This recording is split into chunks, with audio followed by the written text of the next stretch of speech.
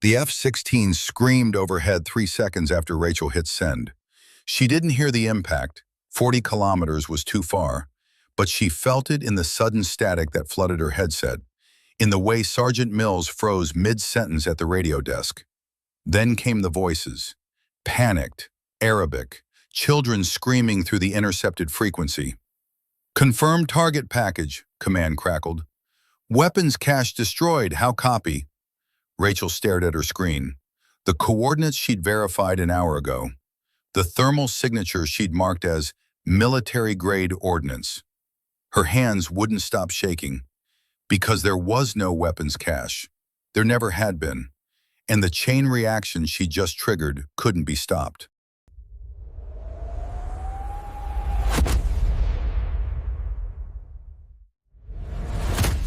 Forward Operating Base Scorpion smelled like diesel in disappointment.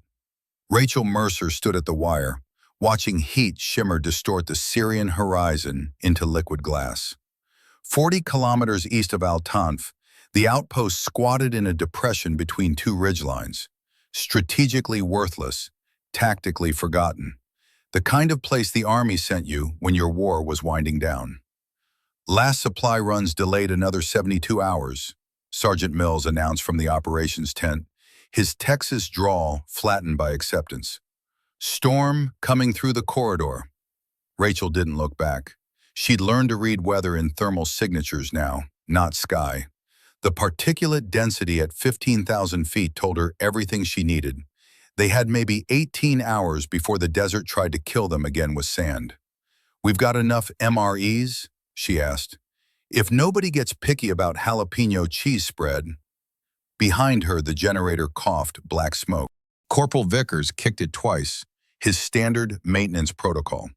The thing had been dying since Rachel arrived 3 weeks ago, resurrected daily through percussive engineering and spite. She pulled her shamag tighter against the grit, working into every crease of her uniform. 27 years old, 4 deployments, and this was supposed to be the safe one. The easy fade-out before rotation home. Intelligence support activity, glorified babysitting for surveillance equipment at a base scheduled for decommissioning in 45 days. Mercer, Lieutenant Cross emerged from the command hooch, tablet glowing against his sunburned face. "ISR sweep came back clean. Again. I'm starting to think this whole grid square is dead." "Dead doesn't mean empty, sir." "Philosophy major before brag?" "Realist," she turned from the wire. "We're sitting on the highway between Damascus and Baghdad. Somebody's using this corridor." Cross shrugged. He was young, maybe 24, with a kind of optimism that hadn't been beaten out of him yet. "Then they're being real polite about it. Nothing but goat herders in dust for 3 weeks straight." Rachel almost agreed, almost let it drop. Then her tablet pinged. The overnight ISR feed showed thermal blooms at grid reference TQ4782. Small, intermittent, could be campfires, could be engine heat bleeding through camo netting. Rachel ran the signature through her analysis suite, cross-referencing with archive patterns. The algorithm spat back a 34% match to vehicle movement. Not definitive, but not nothing. "You seeing this?" Mills leaned over her shoulder, smelling like coffee in Copenhagen. "Could be civilian. Could be a lot of things." She flagged it anyway. Protocol. Everything went into the log, even the ghosts. Especially the ghosts, because sometimes ghosts carried RPGs. That's when Jack Harlan walked into her life with sand in his beard and trouble in his eyes. He wasn't supposed to be there.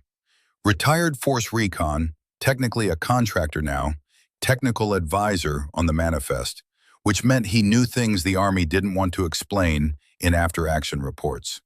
61 years old, moving like a man who'd learned to carry weight nobody else could see. "Mercer?" His voice had gravel in it, not from age, from screaming orders in firefights that happened before she was born. "Sir." "Don't sir me, I work for a living." He set his pack down with the careful economy of someone who'd humped rucks across 3 continents. "Cross said your ISR. Forward observer, target confirmation, Battle damage assessment, the fun stuff. You flagged TQ-4782. She blinked. That just came in 20 minutes ago. I know. He pulled up a chair that screamed against concrete. Pull it up again. I want to see your work. Rachel hesitated, then rotated her screen. Harlan studied the thermal blooms in silence, his jaw working like he was chewing words he didn't want to swallow. What do you see? He finally asked. Possible vehicle staging, low confidence. What does your gut say? My gut's not in the reporting chain. Humor me. She looked at the screen again. The blooms pulsed at irregular intervals, not random but not mechanical either. Something's wrong with the pattern. It's too hesitant, like somebody's trying not to be seen. Maybe. Harlan nodded slowly. Here's what I'm going to tell you, and you're going to think I'm a paranoid old man. He leaned forward. Some doors don't need opening. You can file that report up the chain, and maybe nothing happens. Or maybe you start something that doesn't stop. You've seen this before. I've seen a lot of things. He stood, joints popping. Just remember, somebody always wants a war. Your job is to make sure they've got a good reason. Then he walked out, leaving Rachel staring at thermal ghosts and wondering what war he was still fighting. The sandstorm hit at 0300, turning the world into an angry brown nothing. Rachel lay in her cot listening to the winds scream through gaps in the prefab housing, feeling the building flex like it might just give up and tumble east into Iraq. Her tablet glowed in the darkness. She'd meant to sleep, meant to let TQ-4782 sit in the queue like everything else. Tagged, logged, forwarded to analysts who'd probably ignore it from 7,000 miles away. Instead, she was running enhanced imaging filters, trying to pull definition from pixels. The door banged open. Vickers stumbled in, shaking sand from his hair like a wet dog. Jesus, Mercer, you know what time it is? Storm protocol, checking equipment drift. That's bullshit, you're obsessing. He collapsed onto his rack. Harlan got in your head, didn't he? He said something about doors. Yeah, well, Harlan says a lot of things. Man's got enough ghosts to fill Arlington. Vickers rolled over, his face half buried in a pillow that smelled like mildew. Word is he was in Fallujah during the bad years, lost his whole team to bad intel. Rachel's fingers stopped moving on the screen. What kind of bad intel? The kind where somebody wanted a target dead, so they made the intelligence fit. Vickers yawned. Story goes his platoon stacked on a house they thought was an IED factory. Turned out to be a wedding. Harlan was the only one who walked out, and he spent the next 6 months in a dark room explaining why to Congress. The wind howled. Sand peppered the windows like angry insects. Get some sleep, Mercer. Those thermal blooms ain't going anywhere. But she couldn't, because somewhere in the noise of the storm and the static in her head, Rachel had started to hear something that sounded like screaming. Morning came pale and grudging through dust that hung in the air like dirty gauze. Rachel found Harlan on the southern berm, studying the horizon through binoculars that looked older than her. Storm clear your head? He asked without turning. Vickers told me about Fallujah. Vickers talks too much. He said you lost your team to fabricated intel. Harlan lowered the binoculars. His eyes were the color of old steel, and just as hard. You want to know if I'm damaged goods, if my judgment's compromised. I want to know if I should trust your instincts. My instincts kept me breathing through 3 wars. He handed her the binoculars. But they didn't save my boys. You know why? Rachel looked through the lenses. Nothing but empty desert, the kind of vast nothing that made you understand why ancient peoples invented gods. Because I saw the intelligence and thought, this is it. This is the one. I was so sure I didn't ask the right questions. He took the binoculars back. Questions like, who benefits? Who wants this target confirmed? You think someone's feeding us bad intel? I think somebody's always feeding somebody bad intel. The question is whether you're smart enough to see it coming. He started walking back toward the wire. I prep 2 exits for every position I hold, Mercer. Learned that after Fallujah. Always have a way out when the plan goes to hell. She watched him go, his shadow long and thin in the morning light. Her tablet pinged. New tasking from higher. Surveillance priority upgrade on grid TQ4782. They wanted continuous ISR coverage, thermal and visual, updated every 6 hours. Someone, somewhere, had decided that patch of empty desert mattered.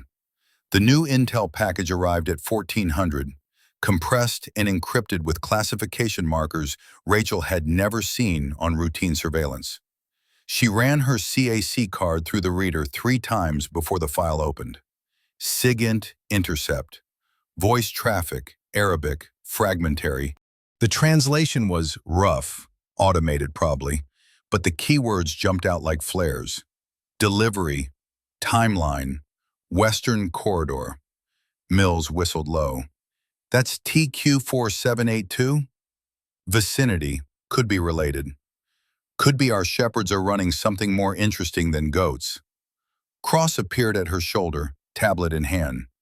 Hire wants continuous UAV coverage. We're retasking the Reaper from Sector 6. Rachel pulled up the live feed. The MQ-9 banked gracefully at 18,000 feet, its Gorgon stare camera pods swiveling to paint the desert in high-definition gray.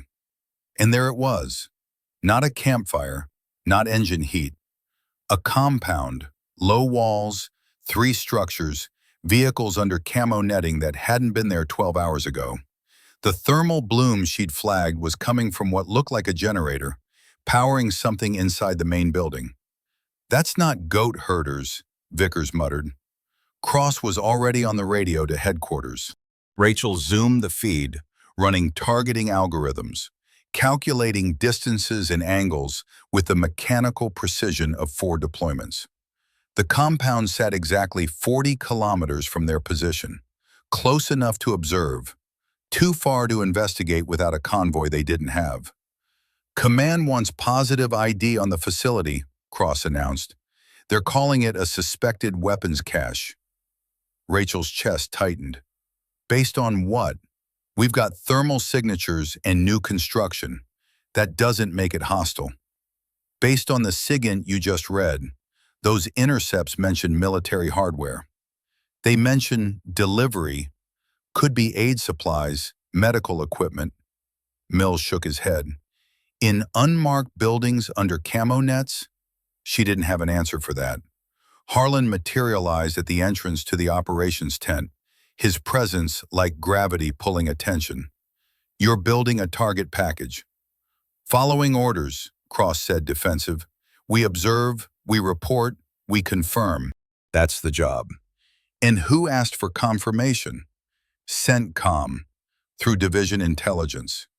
You know who's sitting at Division Intelligence right now? Harlan's voice was quiet, which made it worse. Analysts who haven't been outside the wire in 6 years. People who need justification for next year's budget. People who get promoted when they find threats. Cross stiffened. Are you suggesting? I'm suggesting you ask questions before you paint a target. Harlan looked at Rachel. What does your gut say? She studied the feed. The compound looked wrong. Too neat, too deliberate. But wrong didn't mean hostile. I need more time. How much time? 24 hours. Pattern of life analysis. See who's coming and going. Cross shook his head. Hire wants confirmation by 1800 tonight. We're not the decision makers, Mercer. We're the eyes. Then let's make sure we're seeing clearly. She turned back to her screen and started running facial recognition on the grainy figures moving between buildings. One match, then another. The database spat back profiles, local nationals, no known affiliations, 2 with medical backgrounds. Mills, pull up refugee tracking. See if there's been displacement activity in this sector. On it, the pieces started falling into place, and Rachel felt her stomach drop.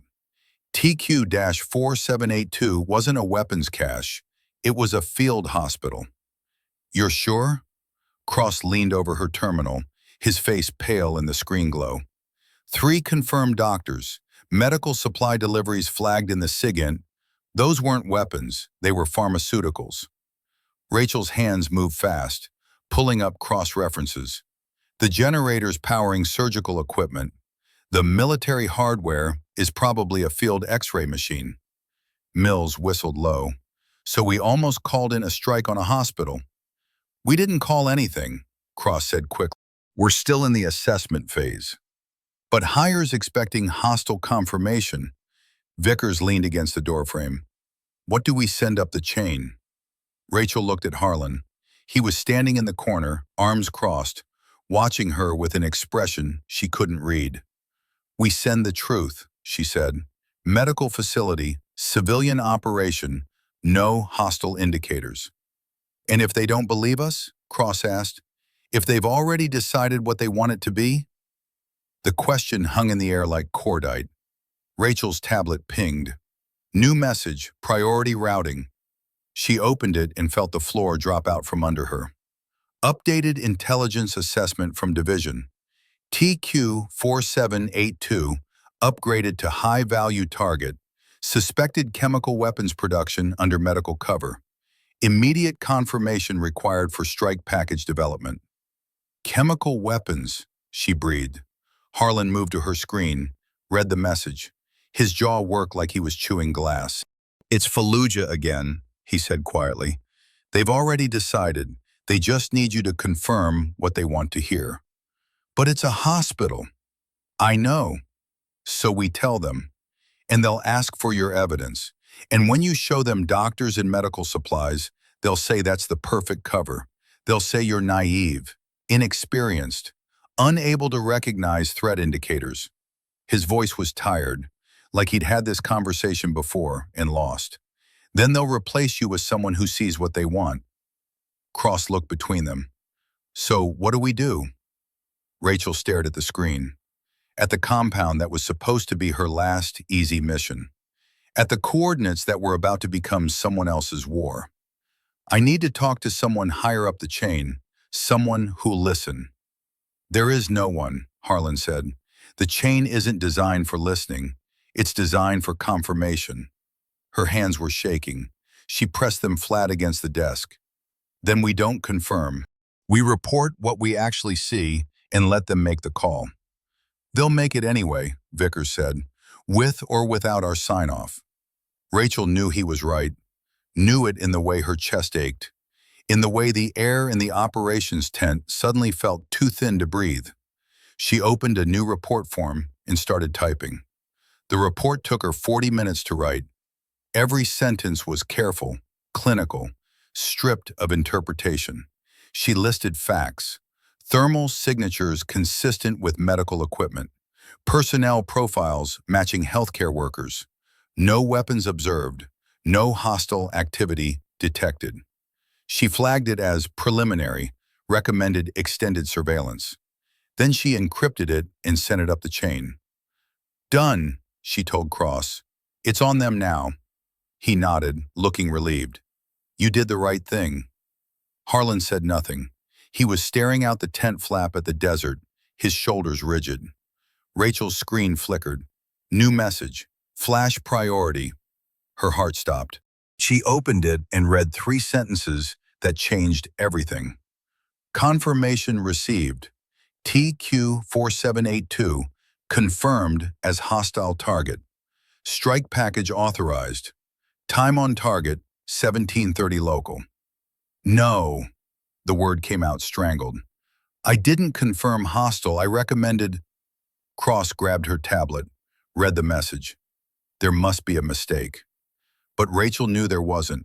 Someone had taken her report, her careful, factual, clinical assessment, and heard exactly what they wanted.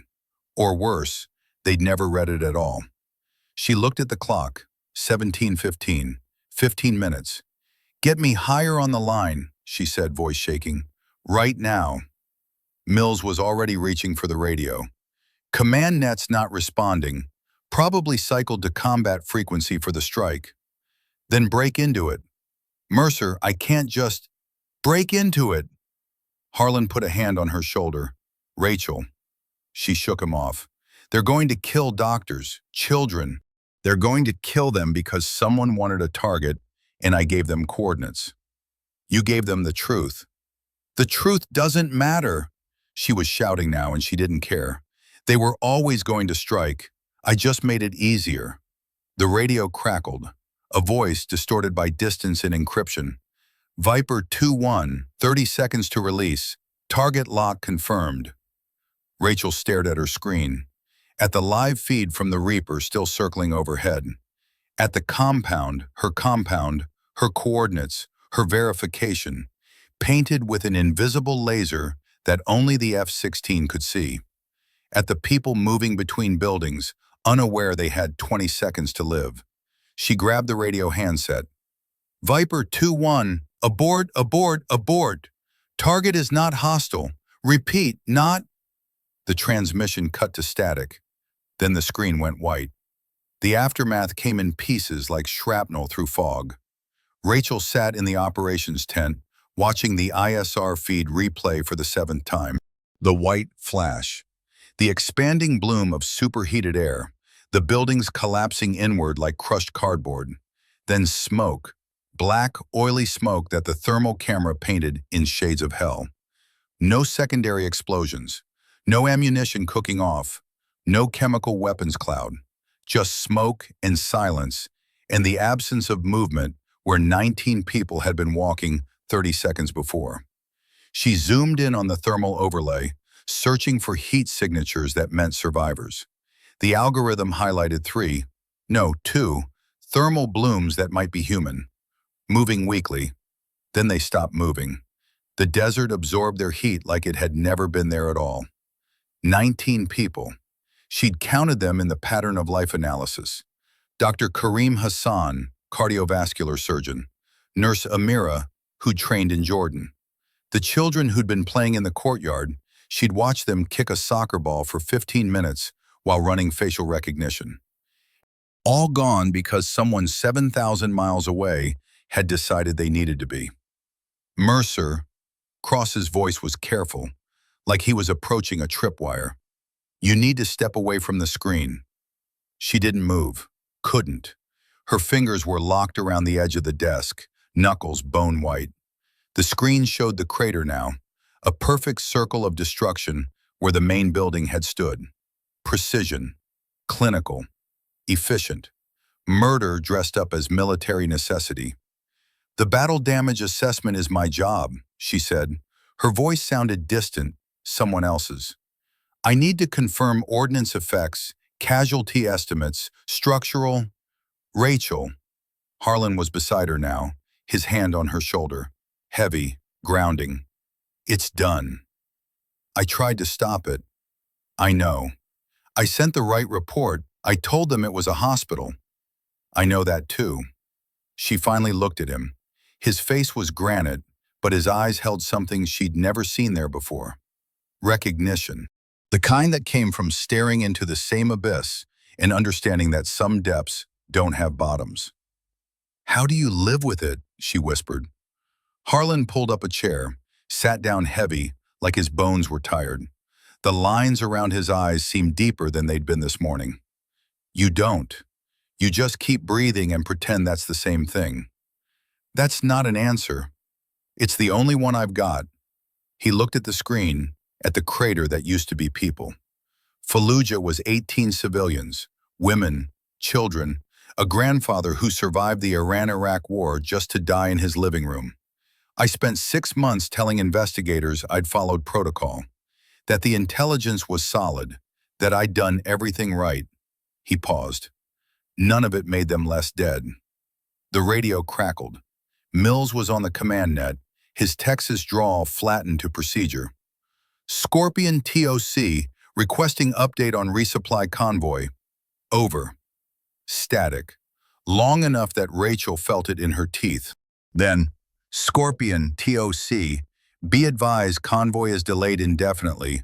Route TQ-47 corridor has been upgraded to black status. Hostile activity confirmed. Recommend defensive posture. How copy? Mills looked at Cross. Cross looked at Harlan. Black status? Vickers stood in the doorway, his face pale. That's our only supply route. Copy all, Mills said into the handset. Scorpion TOC standing by for updated timeline.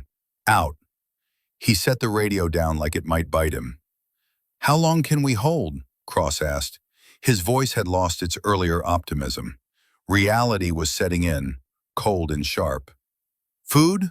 5 days if we ration. Water's good for a week, maybe 8 days. Mills pulled up the logistics manifest on his tablet. Ammunition's decent, 30 magazines of 5.56, maybe 200 rounds of 7.62 for the SAW. Medical supplies are thin but manageable unless someone gets really hurt. Generator fuel? 3 days. 4 if we shut down non-essential systems. Mills looked around the tent. But without the generator, we lose ISR feeds, satellite comms, the whole 9 yards. We'd be deaf and blind. Rachel's screen flickered. New message. Priority routing. She opened it, her hands numb. Strike assessment. Objectives achieved.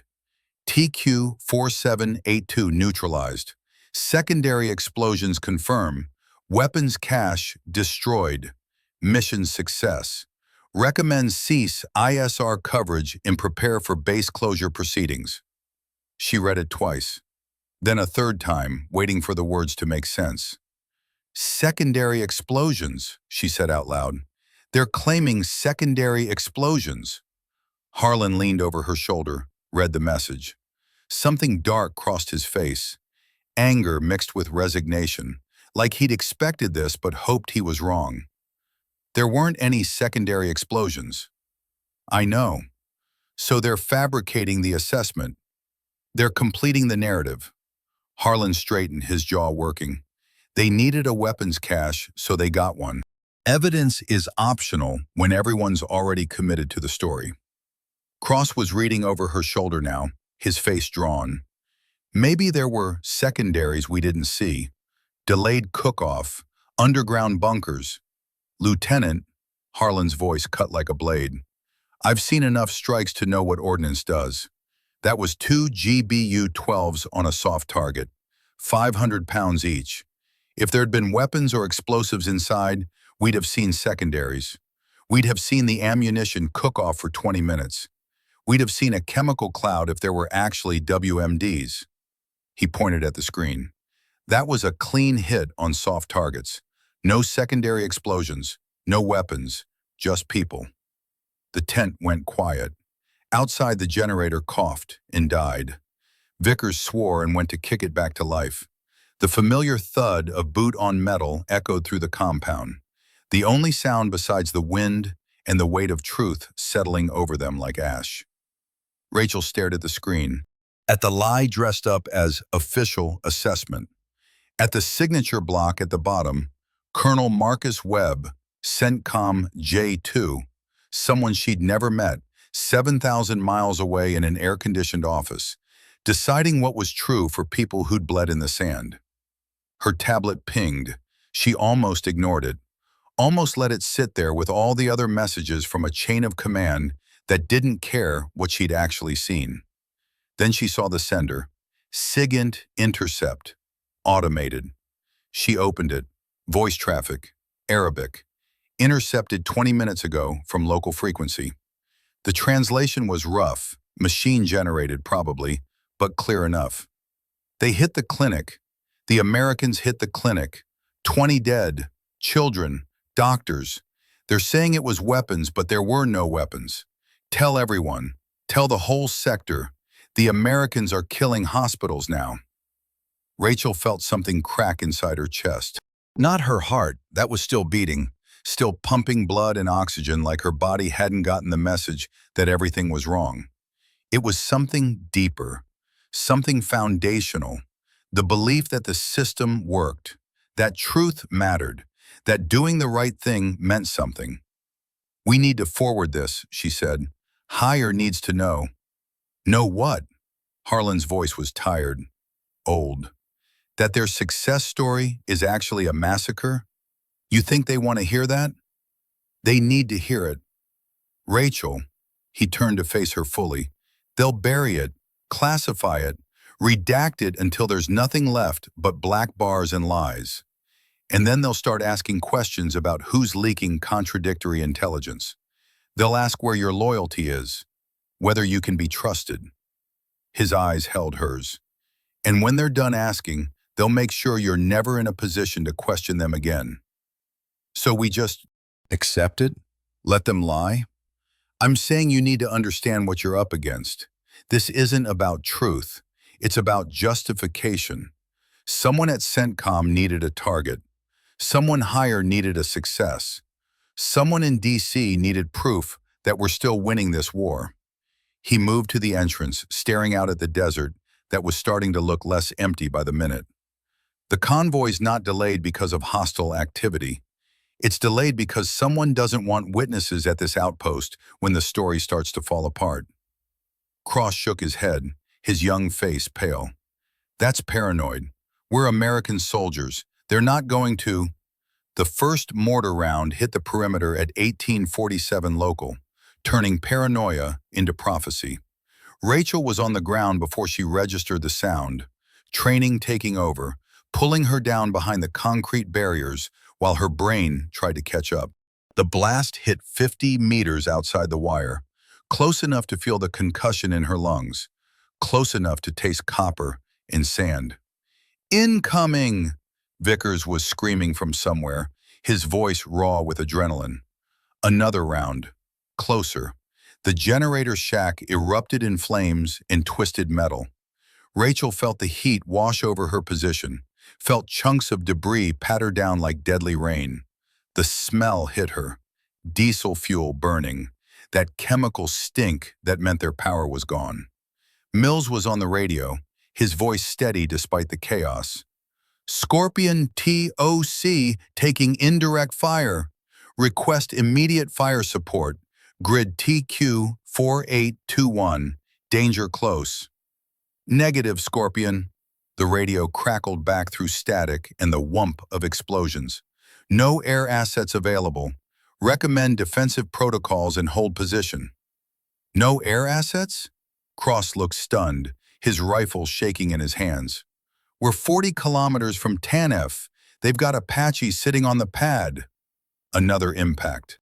The South Tower took a direct hit, and Rachel saw Specialist Martinez tumble down in a spray of dust and timber. He landed hard, his body crumpling wrong. She was moving before she thought, running low across open ground while mortars walked across the compound. Her lungs burned. Sand kicked up around her feet. She could hear rounds impacting, could feel them through the ground like a heartbeat trying to kill her. Martinez was conscious, bleeding from his ears. His left leg bent at an angle that made her stomach flip. Compound fracture, the white of bones showing through torn uniform. I got you, she gasped, hooking her arms under his shoulders. We're moving. He screamed when she pulled him. Something in his leg ground together, bone on bone, and the sound was worse than the mortars. But she didn't stop because another round hit where he'd been lying 3 seconds ago, turning that piece of ground into a crater. Harlan appeared beside her like a ghost, taking half Martinez's weight. Together they dragged him to the aid station, a glorified tent with 2 cots and supplies meant for heat stroke and minor injuries, not combat trauma. How bad? Harlan was already cutting away Martinez's pant leg with a folding knife, his movements efficient despite the chaos outside. Compound fracture, maybe internal bleeding. Rachel's hands were shaking, red with someone else's blood. It was warm, sticky. It smelled like iron and fear. We need a medevac. We're not getting one. He'll die. I know. The words hung there. Simple, terrible, true. Martinez's eyes found Rachel's. He was pale, going into shock. Am I going to make it? She wanted to lie, wanted to give him hope, but Harlan spoke first. Not if we don't stop the bleeding and stabilize that leg, so you're going to stay conscious and help us. Understand? Martinez nodded weakly, focused on something to hold on to. The mortars stopped. The silence was worse than the impacts, pregnant with anticipation, waiting for the next phase. Rachel's ears rang in the sudden quiet. Mills burst into the aid station, his uniform dusted with concrete powder. They're probing the wire. Dismounts, maybe 20 strong, moving in from the eastern ridge. 20? Cross's voice cracked. We've got 8 functional personnel. Martinez is down and we hold, Harlan said flatly. He was wrapping Martinez's leg with gauze, his hands moving with the mechanical precision of someone who'd done field medicine in worse conditions. Mills, you and Vickers take the north sector. Cross, you're with me on the east wall. Mercer, I'm ISR, not infantry. Today you're both. He handed her an M4 from the rack. You remember how to run this? She took it, felt the weight, 7 pounds of metal and polymer that suddenly felt like responsibility. Qualify expert every year. Qualifying and fighting aren't the same thing. His eyes held hers. Targets on a range don't shoot back. They don't bleed. They don't have families. I know. No, you don't. But you will. Another mortar round, this one overshooting into the desert behind them. Harlan cocked his head, listening to something Rachel couldn't hear, reading the pattern, calculating the next impact. They're adjusting fire, trying to bracket us. He looked at Cross. Get everyone into hard cover. This is going to get worse before it gets better. Rachel followed him to the eastern berm, her rifle feeling like a foreign object in her hands, despite 4 deployments of carrying it. She'd qualified expert. She'd run drills. She'd cleared rooms full of paper targets that obligingly fell down when you shot them. She'd never killed anyone. The enemy was a dark line against the ridgeline, moving with the confident spacing of people who knew what they were doing. Not insurgents, not random militia. These were trained fighters, moving in bounding overwatch, using cover. Harlan, she said quietly, why now? Why attack us now? He was scanning the ridge through his ACOG optic, his face carved from stone. Because you tried to stop the strike. Because someone in that compound had time to make a phone call before the bombs hit. Because now everyone in this sector knows what happened. He chambered around. And we're the witnesses. So they're going to kill us. They're going to try. The first shots cracked overhead, AK fire, the distinctive chatter of 7.62 by 39. Rachel pressed herself into the dirt, her heart hammering against her ribs so hard she thought it might break through. Return fire, Harlan said calmly. Aim low, compensate for the slope. Rachel raised her rifle, found a muzzle flash through her red dot sight, pulled the trigger. The rifle kicked. The brass ejected hot against her cheek. Downrange, nothing happened. She pulled again. Again. The rifle bucked against her shoulder, mechanical and impersonal. Then one of the distant figures fell. Rachel froze, stared at the body, no, the person, lying still in the sand. Keep shooting, Harlan said beside her. First one's the hardest. She pulled the trigger again, and again, until the magazine ran dry, and her ears were ringing, and her shoulder ached, and she couldn't remember how many times she'd fired or how many people she'd aimed at. Welcome to the grinder. The firefight lasted 3 hours, though Rachel lost track of time somewhere between the second magazine change and the moment she realized she was covered in someone else's blood. Not Martinez's, not hers, but from Corporal Vickers, who'd taken a round through the shoulder right beside her. She didn't think, didn't aim carefully or remember her breathing exercises, or any of the things the range instructors at Fort Benning had drilled into her for 12 weeks. She just pointed at muzzle flashes and pulled the trigger, feeling the rifle kick against her shoulder, watching dirt explode around shapes that moved and shot and sometimes fell. The first person she knew she'd killed, not suspected, not maybe, but knew, was wearing a tan jacket and carrying an RPG. He'd been setting up on the ridgeline, 75 meters out, when Rachel's round caught him center mass. She watched him fold, watched the RPG tumble away, watched his partner drag him back behind cover. She'd stopped breathing, stopped moving, just stared at the space where a living human being had been standing 3 seconds ago. "Mercer!"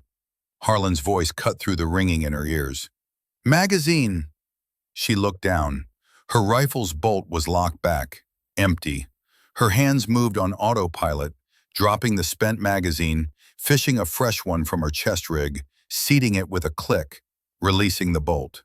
28 rounds gone. One person definitely dead. Maybe others. She didn't know. Didn't want to count. "You good?" Harlan asked, firing measured shots between questions.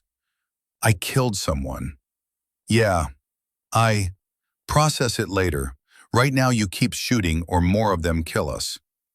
He was right. She knew he was right. But her hands were shaking, and her vision was tunneling, and somewhere in her chest something was screaming that she just ended a human life, and there was no taking it back.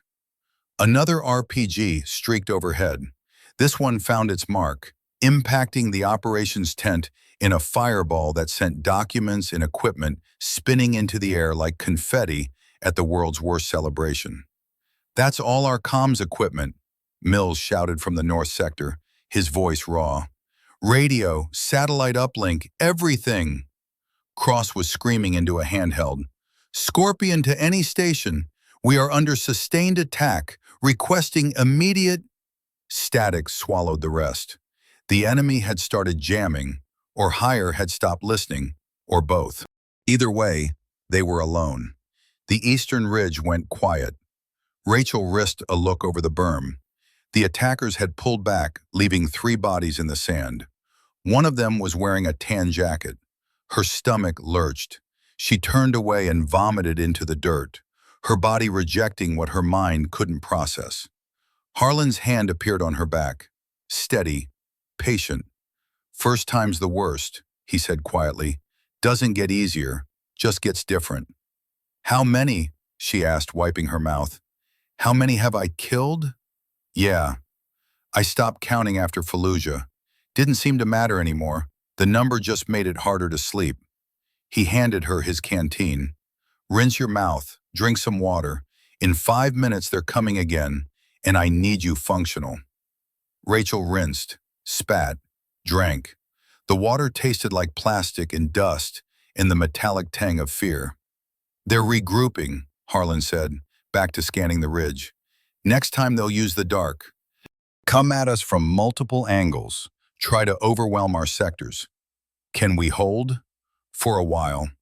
He looked at her and she saw something in his face she didn't want to name.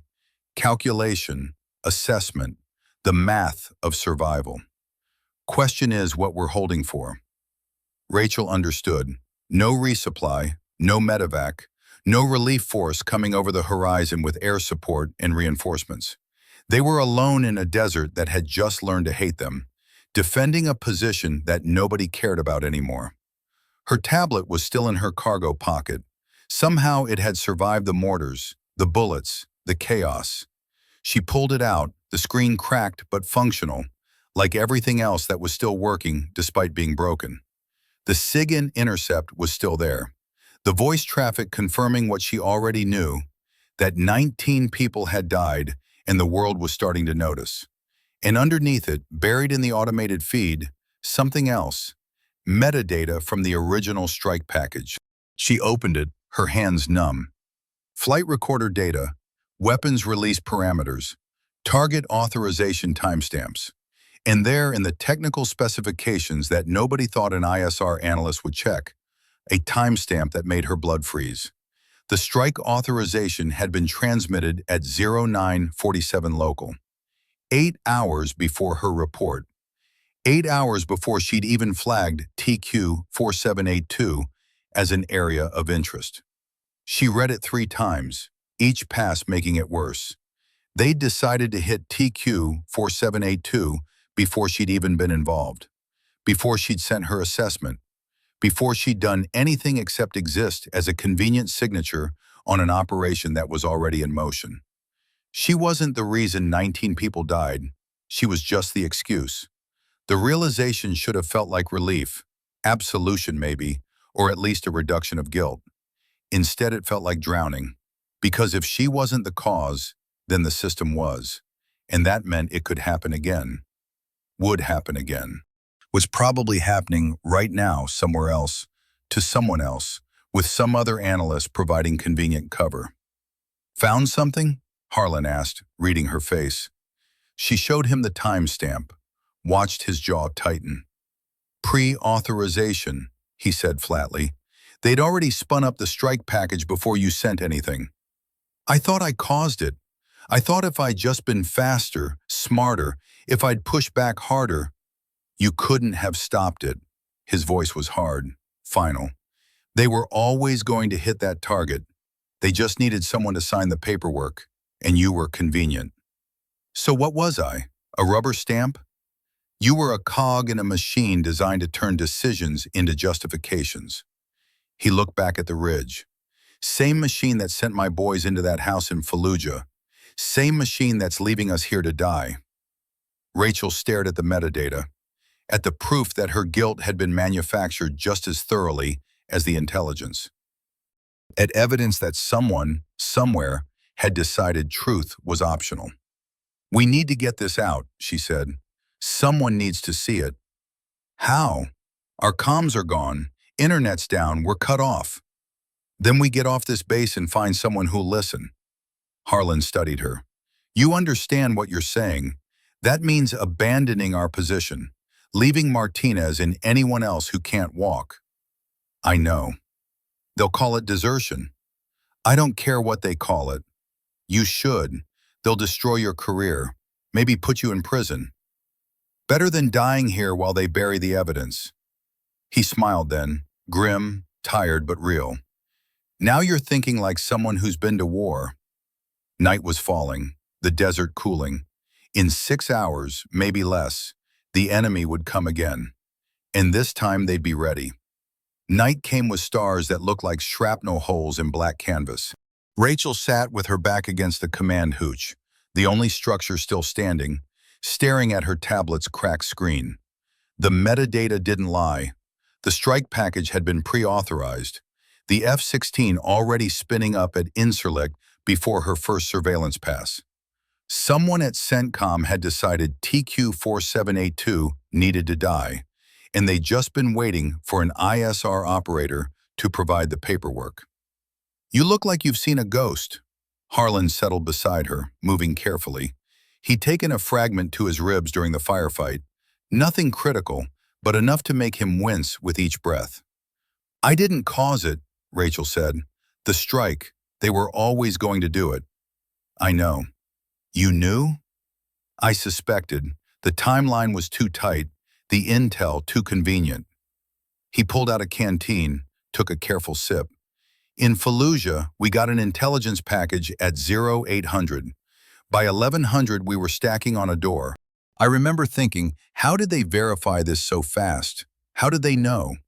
And they didn't know. They just needed someone to kick the door, and we were convenient. His voice was flat, empty of emotion. 18 civilians died because I trusted the intelligence, because I wanted to believe we were the good guys stopping the bad guys, and that made me stop asking questions. Rachel looked at him, really looked at him, saw the weight of 16 years pressing down on his shoulders.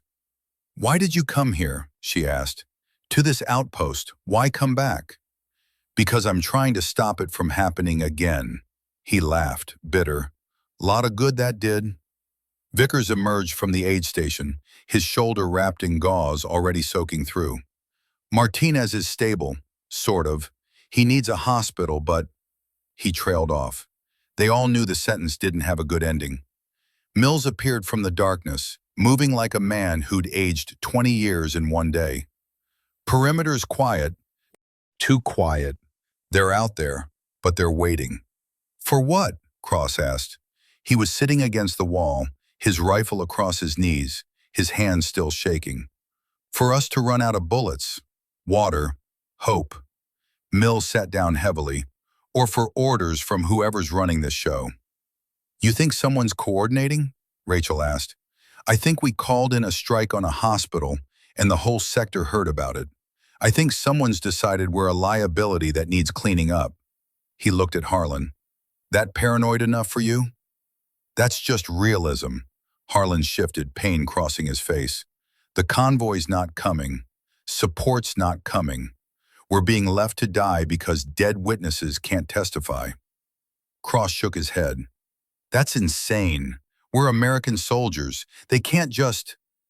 Pat Tillman was an American soldier, Vickers interrupted. They killed him and spent years lying about it. You think 8 people at a forgotten outpost are worth more than an Army Ranger? The silence stretched. Somewhere in the distance, a coyote howled. Or maybe it was a person. Hard to tell in the dark. Rachel's tablet pinged. She almost didn't check it. What was the point? But habit made her look. New message. But not from the command net. This was on a civilian frequency, encrypted with a protocol she didn't recognize. She opened it. Text only, no signature, no routing information. You have evidence, use it. The world needs to know what happened. A friend. What the hell? She showed it to Harlan. He read it twice. Someone's watching us. Someone with access to civilian communications. But who? Does it matter? He handed the tablet back. They're right. You've got the flight recorder data, the SIGINT intercepts, the proof that the strike was pre-authorized. Proof that won't mean anything if we're dead. Then don't die. Harlan stood wincing. Mills, you still have that emergency SATCOM beacon? The CSEL? Yeah, but it's line of sight only. We'd need to be on a ridgeline with clear sky. How far to the western ridge? 2 clicks, through open desert, at night, while they're hunting us. Harlan looked at Rachel. You could transmit everything from there, bounce it off a satellite to someone who'd actually listen. And abandon the outpost? The outpost is already lost. We're just deciding how we lose it. Cross stood, his voice tight. We hold our position. That's protocol. We defend what we're assigned to defend. Protocol died when they left us to rot, Vickers said. I'm with Harlan. We take our evidence and run. And leave Martinez? He can't walk. The group went silent. Martinez was in the aid station, drifting in and out of morphine-induced fog, his leg a ruin. Rachel felt the weight of it settle on her chest. Another choice. Another impossible decision. We can't carry him 2 kilometers, Mills said quietly, not with hostiles tracking us. So we leave him to die? Cross's voice cracked. We leave him alive as long as possible and hope someone comes for him. Harlan's voice was iron. Or we all die here together and the truth dies with us. Rachel stared at her tablet, at the evidence that could stop this from happening again, at the metadata that proved 19 people died for a lie, at the message from a stranger telling her the world needed to know. How long do we have? She asked. Mills checked his watch. They'll hit us again at dawn. We've got maybe 6 hours. 6 hours to decide between mission and men, between truth and loyalty, between what was right and what was survival. Rachel had never felt more alone. They made the decision at 0200 when the dark was deepest and the desert felt like the bottom of an ocean. 6 of them would move to the western ridge. Rachel, Harlan, Mills, Vickers, Cross, and Specialist Chen from the motor pool. Martinez would stay with Corporal Davis, who'd taken shrapnel to both legs during the mortars. We'll hold as long as we can, Davis said. His voice was steady despite the pain. Give you time to get clear. I'm sorry, Rachel whispered. Don't be sorry, be useful. He handed her a USB drive. Vehicle maintenance logs. Proof we requested medevac 8 times and got denied every time. Add it to your evidence pile. She took it, the small device feeling like it weighed 1,000 pounds. Martinez was conscious when she went to say goodbye. His eyes were glassy from morphine, but he managed a smile. You gonna tell everyone what happened here? He asked. I'm going to try. Good. Someone should know we didn't die for nothing. He closed his eyes. Even if we kind of did. They moved out at 0230, using night vision that painted the desert in shades of green hell. Rachel carried her rifle, her tablet, and enough guilt to anchor a ship. Every step away from the outpost felt like betrayal. Harlan led them through a wadi, using the depression for concealment. His breathing was labored, the rib injury taking its toll, but he didn't slow down. "Contact," Mills hissed. 11 o'clock, 3 dismounts. They froze.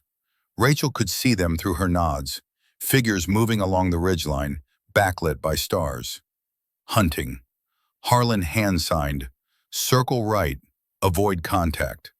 They moved like ghosts, each step careful. Rachel's heart hammered so loud she was sure the enemy could hear it from 100 meters away. One of the figures stopped, turned, looked directly at their position. Rachel held her breath, didn't move, became part of the desert. The figure raised a hand to its face. Radio? Binoculars? Then Vickers's foot found a loose rock. The sound of stone on stone was like a gunshot in the silence. The figure shouted. Muzzle flashes lit up the night. "Run!" Harlan screamed. They ran. Through the wadi, up the far side, bullets snapping past them like angry insects. Rachel's lungs burned, her legs screamed. The tablet in her pack felt like an anchor trying to drag her down. Chen went down first, around through his thigh. Mills grabbed him, hauled him up, and they kept moving. More muzzle flashes. The enemy was converging, drawn by the noise like sharks to blood. "Split up!" Harlan shouted. "Rally at the ridge!" They scattered. Rachel found herself running with Cross, the young lieutenant gasping beside her. Behind them, the firefight intensified, Harlan and Mills laying down covering fire. The western ridge loomed ahead, a dark wall against darker sky. Almost there. Almost. Cross stumbled, went down hard. Rachel skidded to a stop, grabbed his arm. "I'm good," he gasped. "Just tripped." The round took him in the chest. Rachel heard the impact before she heard the shot. A wet, heavy sound that meant something vital had been hit. Cross looked at her with wide eyes, tried to speak, coughed blood instead. "No," Rachel breathed. "No, no, no." "Go," he whispered. "Evidence. Tell them." Then his eyes went somewhere she couldn't follow. Rachel was pulling him. Didn't remember deciding to, just pulling his body because leaving him felt wrong, even though he was gone, even though... Hands grabbed her shoulders. Harlan. "He's dead, Rachel. We have to move." "I can't leave him." "You have to." She looked at Cross's face. 24 years old, optimistic until the world taught him otherwise. She let go. They reached the ridge at 0347, down 2 men, bleeding from a dozen minor wounds, and out of options. Mills was already setting up the CSEL beacon, his hands moving with mechanical precision despite the shake in his fingers. "How long to get a signal?" Rachel asked. 5 minutes to acquire satellite, then it depends on who's listening. Rachel pulled out her tablet. The screen was more cracks than glass now, but it still worked. She opened the evidence package. Flight recorder data, SIGINT intercepts, metadata proving pre-authorization, Davis's maintenance logs, her own reports showing what she'd actually observed. Everything that proved TQ-4782 was a massacre, not a mission success. She looked at the upload progress bar. 3%. Behind them, down in the desert, muzzle flashes bloomed like deadly flowers. The enemy had found their trail. "They're coming," Vickers said. He was bleeding from his shoulder again, the gauze soaked through. "We've got maybe 10 minutes. Upload progress. 7%. Harlan took up position on the ridge, his rifle scanning the approach. "When this is over, they're going to call us traitors, whistleblowers. They'll say we abandoned our post, that we let Martinez and Davis die." "I know," Rachel said, "and you're doing it anyway." "Someone has to." Progress, 15%. The first rounds started impacting around them. Harlan returned fire, measured shots, making every bullet count. Mills was on the CSEL, broadcasting on emergency frequencies. Any station, this is Scorpion Actual. We are under attack and transmitting evidence of war crimes.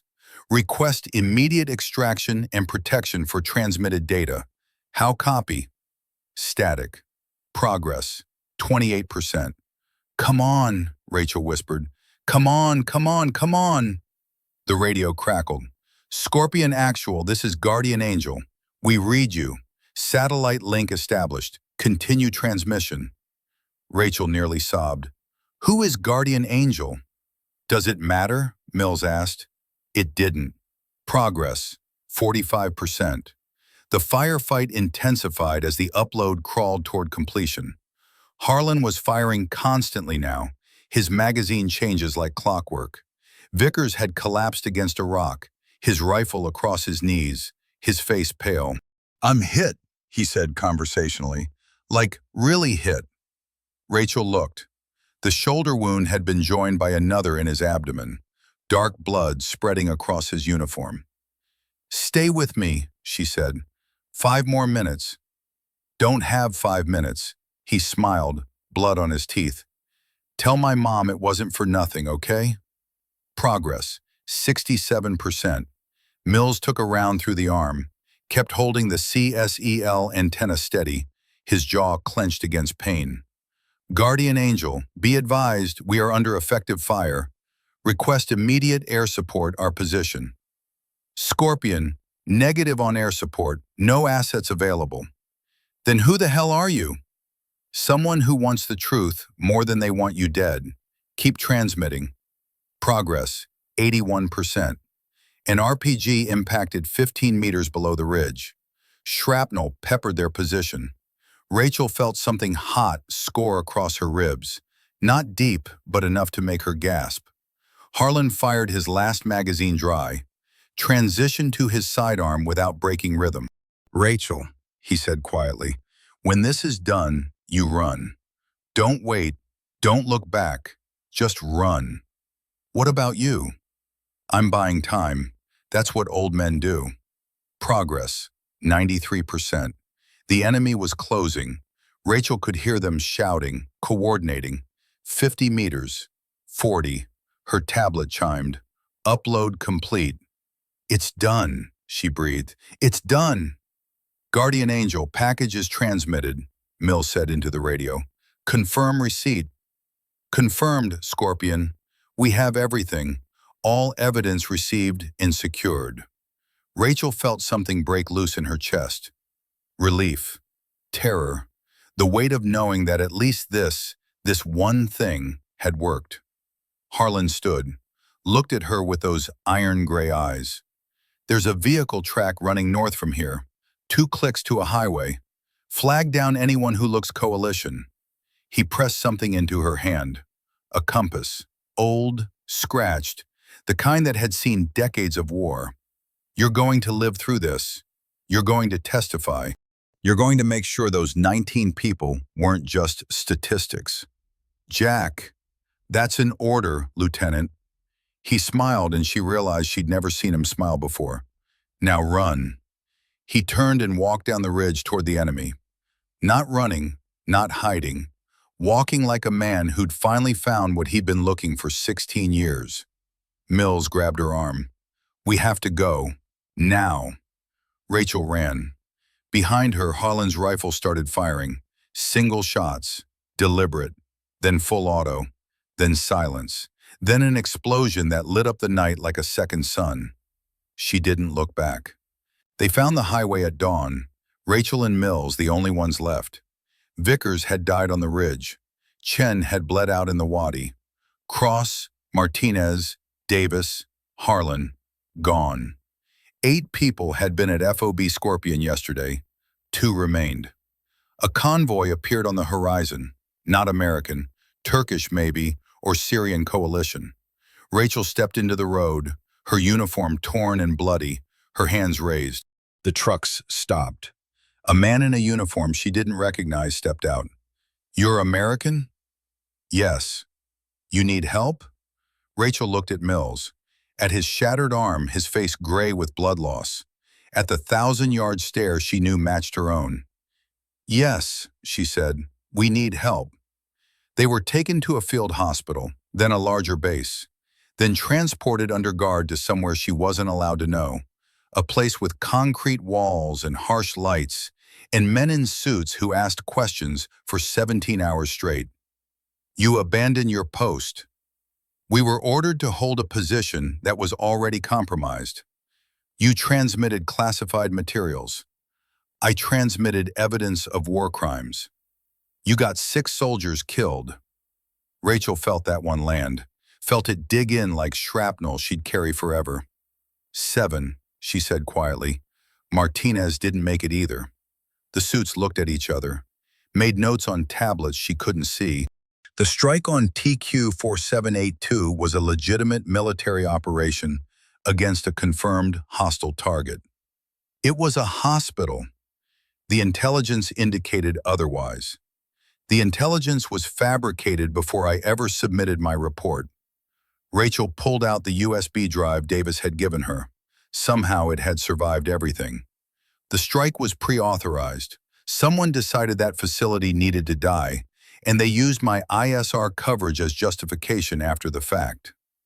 That's a serious allegation. That's provable fact. Check the metadata. Check the timestamps. Check the flight recorder data I transmitted. The suits made more notes. 3 days later, Rachel was released from detention. Not cleared, not charged, just released. Into a world that had kept turning while she'd been bleeding in the desert. Mills was already gone. Medevac to Landstuhl, then stateside. His arm saved, but his career over. Rachel walked out of the compound into German sunlight that felt wrong. Too clean, too bright, too far from the sand and blood and the weight of decisions that couldn't be unmade. Her phone, returned with her personal effects, had been blowing up. Messages from reporters, lawyers, veterans advocacy groups. Someone had leaked the story. Someone had confirmed the evidence. The massacre at TQ-4782 was real, and the world was starting to care. 6 months later, Rachel sat in a congressional hearing room, her dress uniform pressed and proper, her hands folded on a table that felt like an execution block. "Lieutenant Mercer," the senator said, a woman with steel gray hair and eyes that had seen too many soldiers break. "Can you explain to this committee what happened on January 17th? Rachel could. She'd explained it 100 times, to investigators, to psychiatrists, to herself at 3 in the morning when sleep wouldn't come. But this time felt different. This time the cameras were rolling. This time people were listening. "I was assigned a forward operating base, Scorpion, as an intelligence support specialist," she began. Her voice was steady. That surprised her. "On January 17th, I identified a compound at grid reference TQ-4782 as a possible facility of interest. I conducted standard pattern of life analysis and determined the facility was a field hospital staffed by civilian medical personnel." "And you reported this?" "I submitted my assessment through proper channels, recommending extended surveillance before any action. But action was taken.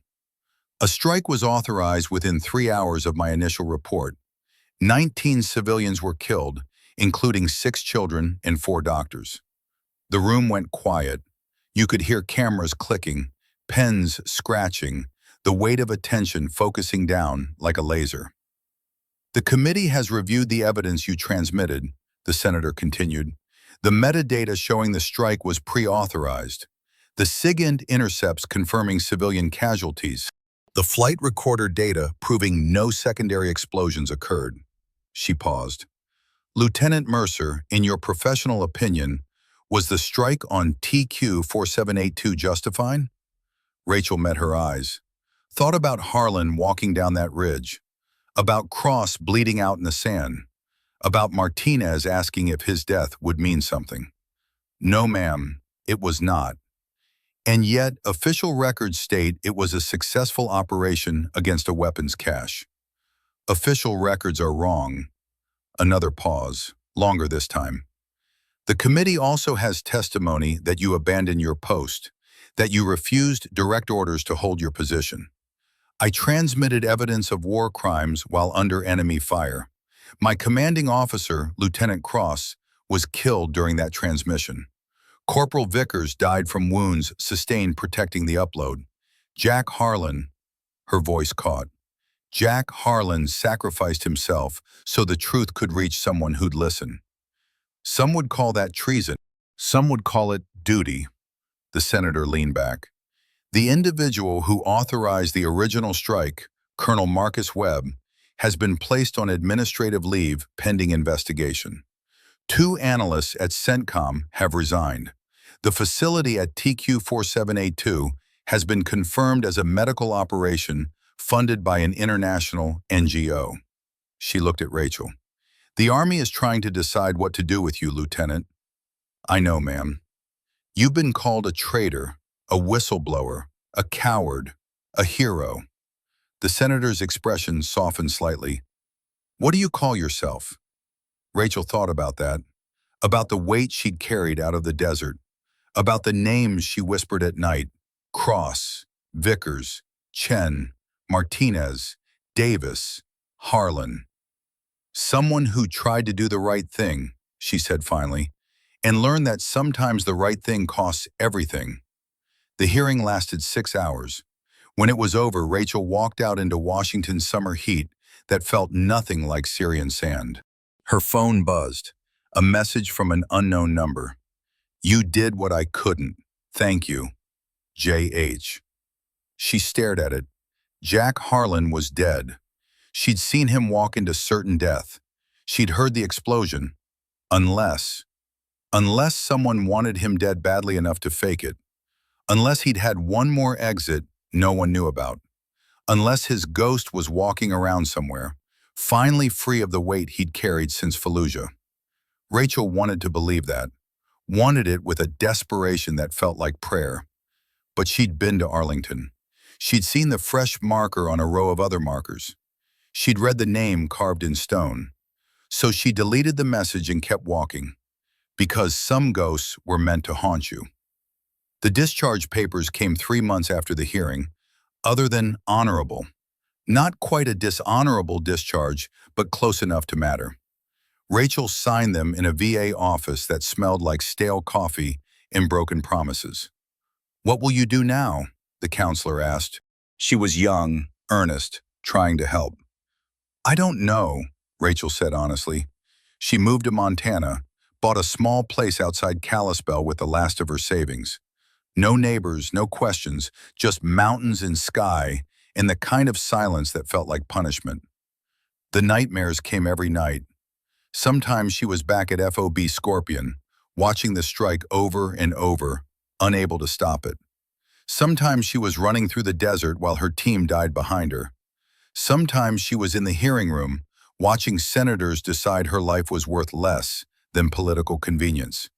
The reporters still called, the documentary producers, the lawyers offering to sue someone, anyone, for something, anything. She ignored them all, but she kept the evidence, backed up 3 times, stored in different locations, ready to be released if anyone tried to bury the story again. It was the only thing she had left that felt like victory. That and the compass. Harlan's compass, scratched and old, and pointing toward a magnetic north that didn't care about guilt or justice or the cost of being right. One day a package arrived, no return address. Inside, a letter and a photograph. The photograph showed a man in civilian clothes, gray-bearded, thinner than she remembered. He was sitting at a cafe somewhere that looked like Mediterranean, Greece maybe, or southern Italy. He wasn't looking at the camera, wasn't posing, just existing in a moment of sun and peace.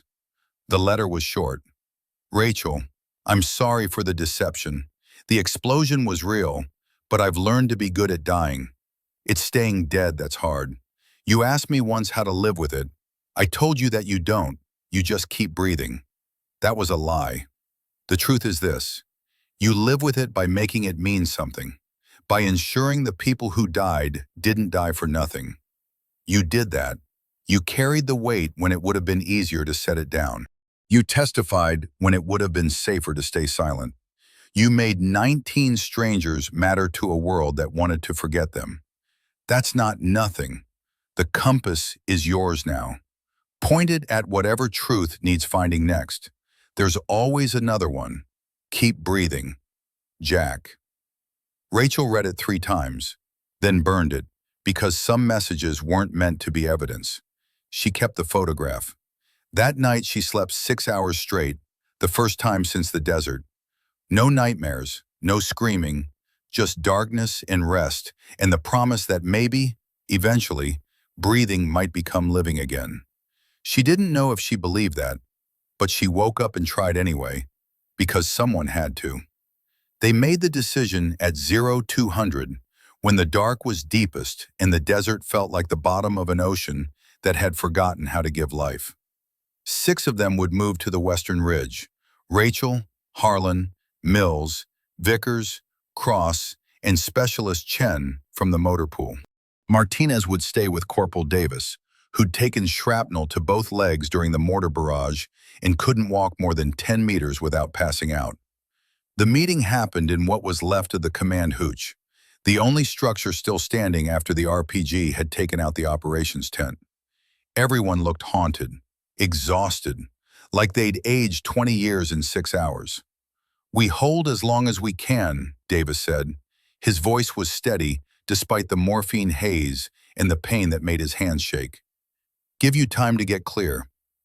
"How long?" Mills asked quietly. "Depends on how bad they want in. Hour, maybe 2 if we're lucky." Davis looked at Martinez, who was drifting in and out of consciousness on a stretcher.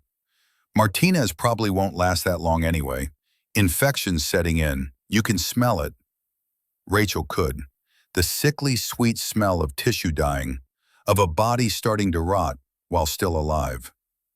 "I'm sorry," she whispered. "Don't be sorry. Be useful." Davis handed her USB drive, his fingers leaving bloody smears on the black plastic. Vehicle maintenance logs. Proof we requested medevac 8 times and got denied every time. Records of every supply request that got bounced. Every call for support that went unanswered. He pressed it into her palm. "Add it to your evidence pile." She took it, the small device feeling like it weighed 1,000 pounds. Another piece of the puzzle. Another proof that the system had decided they were expendable. Martinez was conscious when she went to say goodbye.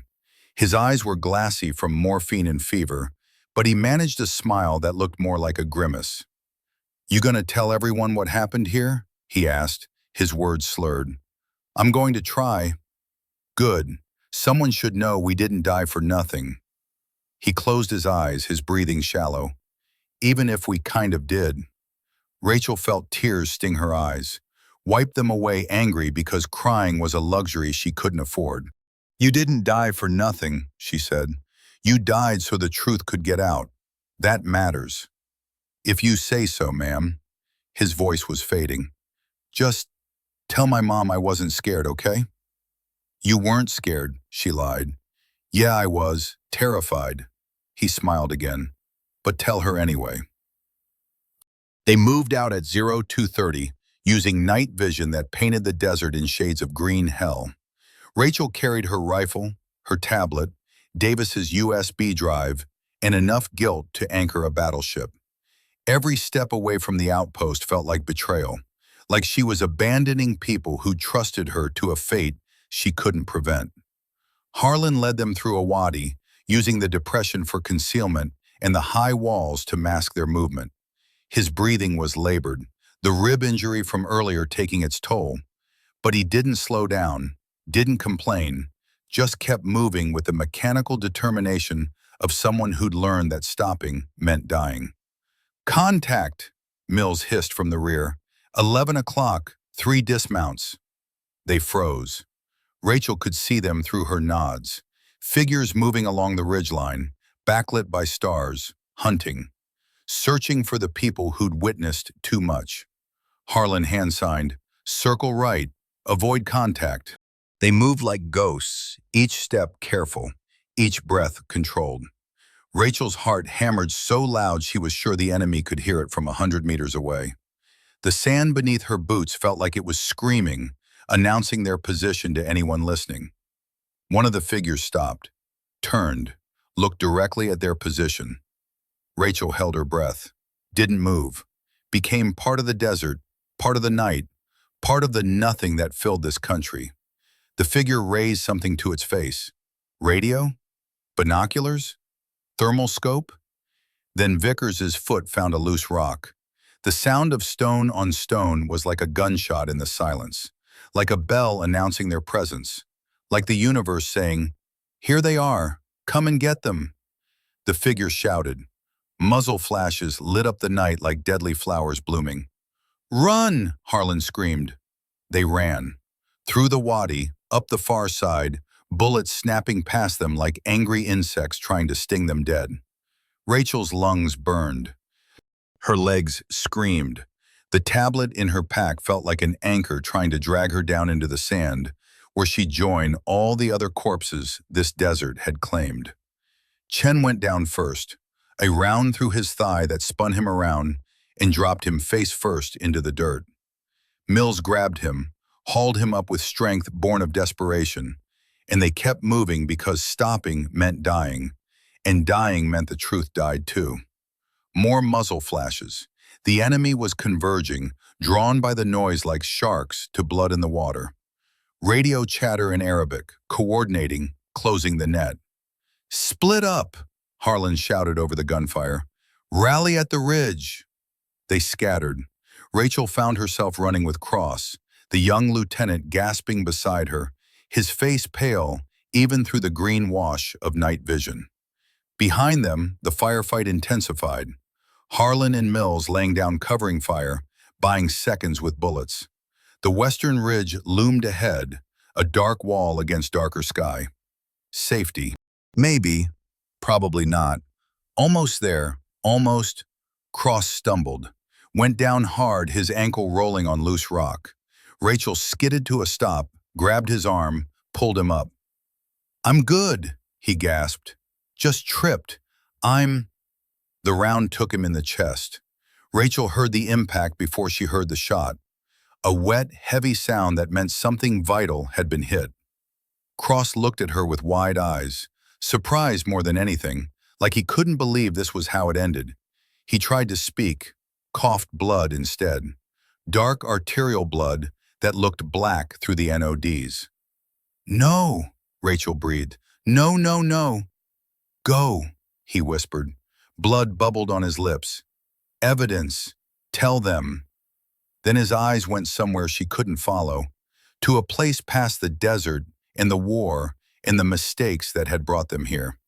Rachel was pulling him, didn't remember deciding to, just pulling his body because leaving him felt wrong, even though he was gone, even though...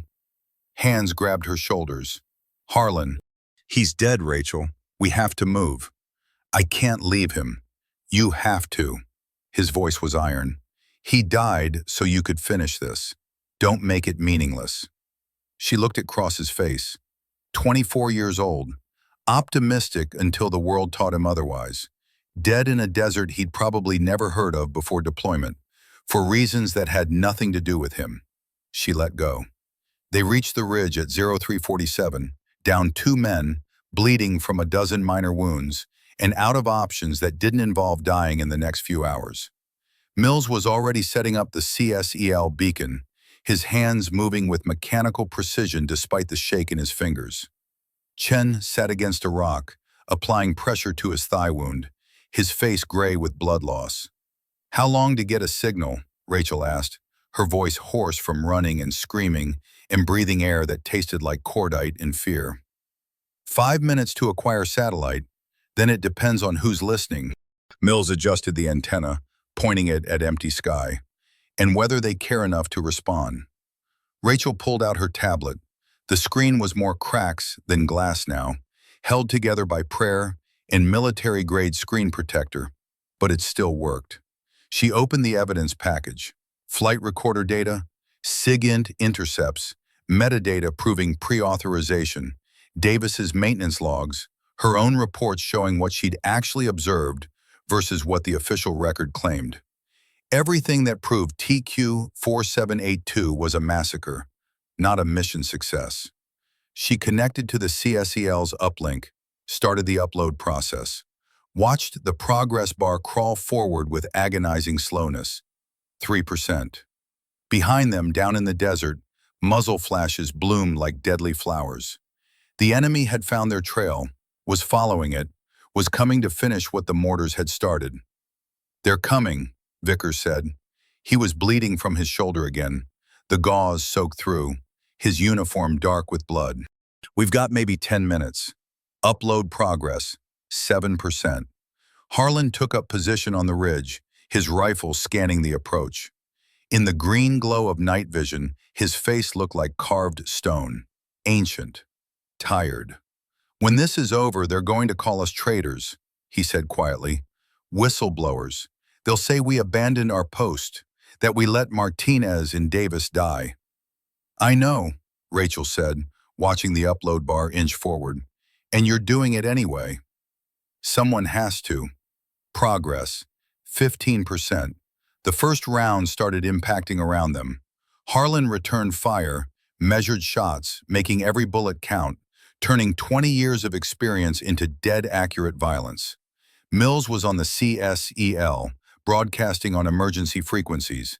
Any station, this is Scorpion Actual. We are under attack and transmitting evidence of war crimes. Request immediate extraction and protection for transmitted data. How copy?" Static. Long enough that Rachel thought maybe nobody was listening. Maybe nobody cared. Maybe they were going to die here for nothing. Progress, 28%. "Come on," Rachel whispered to the tablet. "Come on, come on, come on." The radio crackled. "Scorpion Actual, this is Guardian Angel. We read you. Satellite link established. Continue transmission." Rachel nearly sobbed with relief. "Who is Guardian Angel?" "Does it matter?" Mills asked. It didn't. Not really. Not when the alternative was dying with the evidence locked in a broken tablet. Progress, 45%. The firefight intensified as the upload crawled toward completion. Harlan was firing constantly now, his magazine changes like clockwork, muscle memory from 100 firefights turning him into a machine that fed bullets into enemies and kept Rachel alive. Vickers had collapsed against a rock, his rifle across his knees, his face pale as paper. Too much blood loss, too much damage. "I'm hit," he said conversationally, like he was commenting on the weather. "Like, really hit." Rachel looked. The shoulder wound had been joined by another in his abdomen, low and left, where things you needed to live were kept. Dark blood spreading across his uniform, soaking into the sand. "Stay with me," she said, pressing gauze against the wound, even though she knew it wouldn't matter. 5 more minutes." "Don't have 5 minutes," he smiled, blood on his teeth. "Tell my mom it wasn't for nothing, okay? Tell her I died doing something that mattered." Progress, 67%. Mills took a round through the arm. The impact spun him around, made him drop the radio, but he didn't let go of the CSEL antenna. Held it steady with his good hand, his jaw clenched against pain, blood running down to drip off his fingertips. "Guardian Angel, be advised we are under effective fire. Request immediate air support our position." "Scorpion, negative on air support, no assets available." "Then who the hell are you?" "Someone who wants the truth more than they want you dead. Keep transmitting." Progress, 81%. An RPG impacted 15 meters below the ridge. Shrapnel peppered their position like angry metal rain. Rachel felt something hot score across her ribs. Not deep, but enough to make her gasp. Enough to add her blood to the collection already soaking into Syrian sand. Harlan fired his last magazine dry, transitioned to his sidearm without breaking rhythm. The Beretta M9 sounding small and inadequate against the AK fire hammering their position. "Rachel," he said quietly, not looking at her, still scanning for targets. When this is done, you run. Don't wait, don't look back, just run. What about you? I'm buying time. That's what old men do when young people need to live. He dropped an empty pistol magazine, loaded his last one. That's what I should have done in Fallujah. Held the door instead of going through it. Progress, 93%. The enemy was closing. Rachel could hear them shouting, coordinating. 50 meters, 40. Close enough to see faces through the nods. Close enough to count the seconds until they overran the position. Her tablet chimed. The sound of salvation. Upload complete. It's done, she breathed, not believing it. It's done. Guardian Angel, packages transmitted, Mills said into the radio, his voice shaking. Confirm receipt. Confirm, Scorpion. We have everything. All evidence received and secured. Multiple copies distributed to protected servers. Rachel felt something break loose in her chest. Relief. Terror. The weight of knowing that at least this one thing, had worked. That 19 people hadn't died for nothing. That Cross and Chen and Vickers and Martinez and Davis hadn't died for nothing. Harlan stood, set down his empty pistol, looked at her with those iron-gray eyes that had seen too much and somehow still found reasons to care. There's a vehicle track running north from here, he said, pulling out a compass. Old, scratched, the kind that had guided him through wars she hadn't been alive for. 2 clicks to a highway. Flag down anyone who looks coalition. Turkish, French, doesn't matter. Just get somewhere safe. He pressed the compass into her hand. It was warm from his pocket, worn smooth by decades of use. Jack. That's an order, Lieutenant. He smiled, and she realized she'd never seen him smile before. It transformed his face, made him look younger, made her see the 20-year-old Force Recon Marine he'd been before Fallujah and Syria, and all the other wars had carved him into something harder. Now run. He turned and walked down the ridge toward the enemy. Not running, not hiding, walking like a man who'd finally found what he'd been looking for 16 years. Mills grabbed her arm. We have to go. Now. Rachel ran.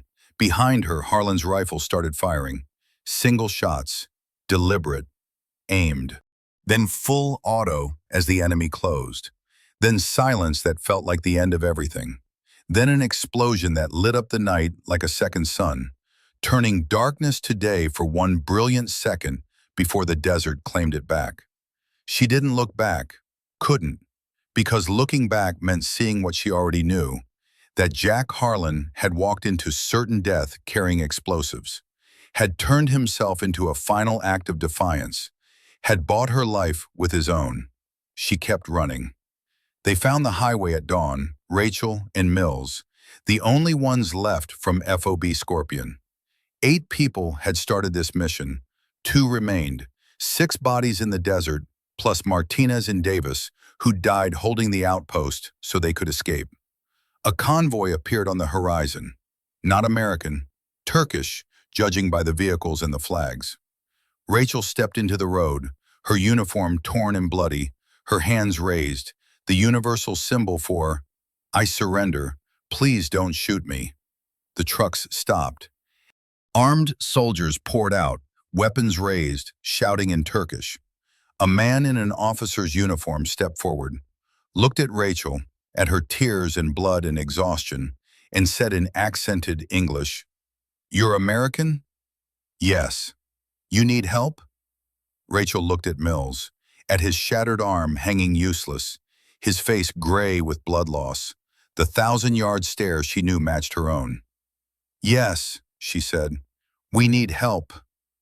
They were taken to a field hospital first, then a larger base, then transported under guard to somewhere she wasn't allowed to know. A place with concrete walls and harsh lights and men in suits who asked questions for 17 hours straight. You abandoned your post. We were left to die defending a position that was already compromised. You transmitted classified materials. I transmitted evidence of war crimes.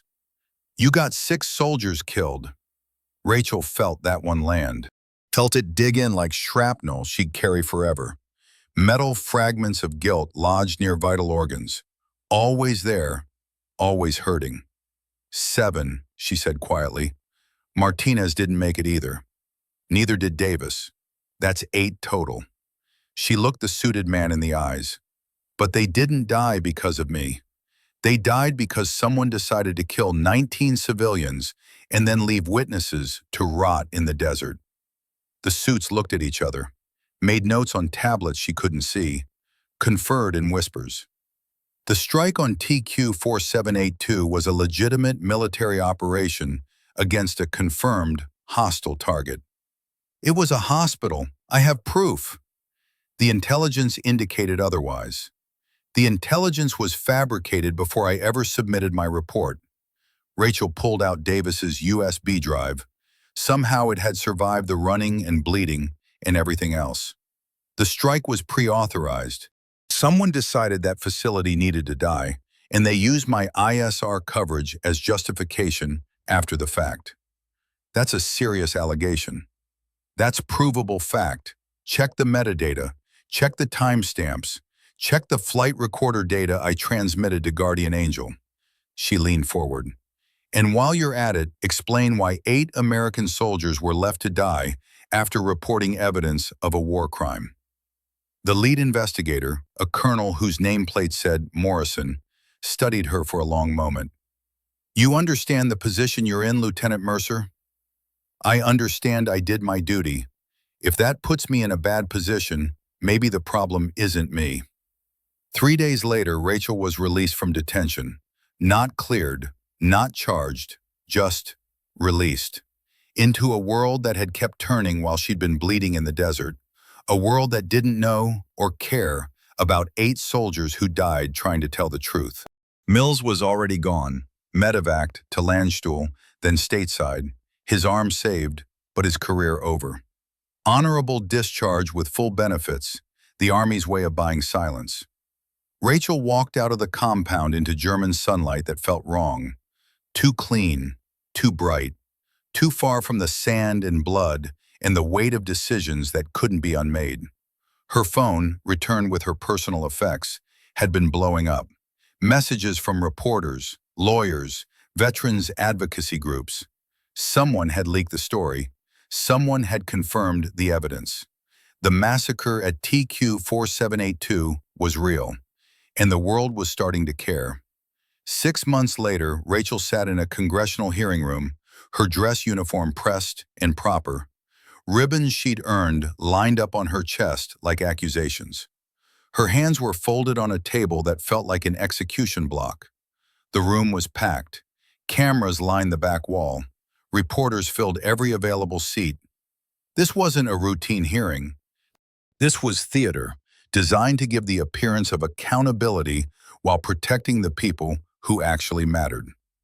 Lieutenant Mercer, the senator said, a woman with steel gray hair and eyes that had seen too many soldiers break under questioning. Can you explain to this committee what happened on January 17th? Rachel could. She'd explained it 100 times. To investigators, to psychiatrists, to herself at 3 in the morning when sleep wouldn't come and the ghosts of FOB Scorpion came calling. But this time felt different. This time the cameras were rolling. This time people were listening. I was assigned to Forward Operating Base Scorpion as an intelligence support specialist, she began. Her voice was steady. That surprised her. On January 17th, I identified a compound at grid reference TQ 4782 as a possible facility of interest.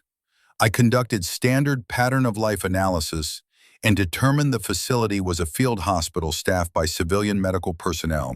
And you reported this?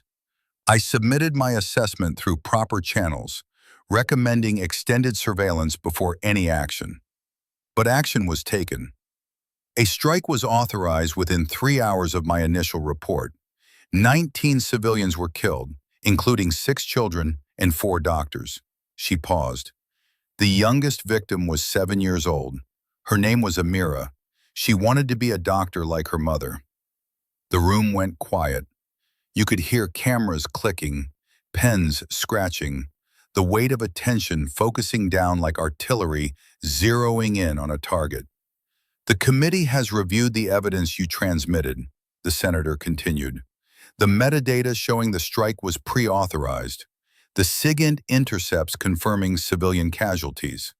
The flight recorder data proving no secondary explosions occurred. She paused, letting the weight of it settle. Lieutenant Mercer, in your professional opinion, was the strike on TQ 4782 justified? Rachel met her eyes. Thought about Harlan walking down that ridge, about Cross bleeding out in the sand, about Martinez asking if his death would mean something. No, ma'am, it was not. And yet official records state it was a successful operation against a weapons cache. Official records are wrong, deliberately wrong. Someone wanted that facility destroyed, and they manufactured the intelligence to make it happen. Another pause, longer this time. The senator leaned back, studying Rachel like she was a puzzle that didn't quite fit together. The committee also has testimony that you abandoned your post, that you refused direct orders to hold your position, that you transmitted classified intelligence against explicit instructions. I transmitted evidence of war crimes while under enemy fire. My commanding officer, Lieutenant Cross, was killed during that transmission. Corporal Vickers died from wounds sustained protecting the upload. Specialist Chen died helping us reach the ridge. Her voice caught. Jack Harlan, civilian advisor, former Force Recon, sacrificed himself so the truth could reach someone who'd listen. Some would call that treason, abandoning fellow soldiers, stealing classified intelligence. Some would call it duty. Rachel leaned forward. Ma'am, with respect, I didn't steal anything. I protected evidence that powerful people wanted to bury. I prioritized truth over convenience. And yes, I made hard choices about who lived and who died. Her voice hardened. But those choices were forced on us by the people who decided 19 civilians needed to die, and 8 American soldiers were acceptable collateral damage in the cover-up. The senator's expression softened slightly. The individual who authorized the original strike, Colonel Marcus Webb, has been placed on administrative leave pending investigation. 2 analysts at CENTCOM have resigned. The facility at TQ 4782 has been confirmed as a medical operation funded by an international NGO operating under proper authorization. She looked at Rachel. The Army is trying to decide what to do with you, Lieutenant. I know, ma'am. You've been called a traitor, a whistleblower, a coward, a hero. The senator leaned forward. What do you call yourself? Rachel thought about that, about the weight she'd carried out of the desert, about the names she whispered at night when the nightmares came. Cross, Vickers, Chen, Martinez, Davis, Harlan. About the compass sitting on her nightstand, pointing true north no matter what lies people told. Someone who tried to do the right thing, she said finally, and learned that sometimes the right thing costs everything. The hearing lasted 6 hours. When it was over, Rachel walked out into Washington's summer heat that felt nothing like Syrian sand, but burned just the same. Her phone buzzed. A message from an unknown number. You did what I couldn't. Thank you. J.H. She stared at it. Jack Harlan was dead. She'd heard the explosion. She'd run away while he died, buying her time to live. Unless someone wanted him dead badly enough to fake it. Unless he'd had one more exit no one knew about. Unless the explosion had been theater, misdirection, the final trick of someone who'd spent 20 years learning how to disappear. Unless his ghost was walking around somewhere, finally free of the weight he'd carried since Fallujah. Rachel wanted to believe that. Wanted it with a desperation that felt like prayer. But wanting didn't make it true. The discharge papers came 3 months after the hearing, other than honorable. Not quite a dishonorable discharge, but close enough to matter. close enough to cost her pension, benefits, the health care she'd probably need for the PTSD that woke her up screaming most nights. Rachel signed them in a VA office that smelled like stale coffee and broken promises. "What will you do now?" the counselor asked.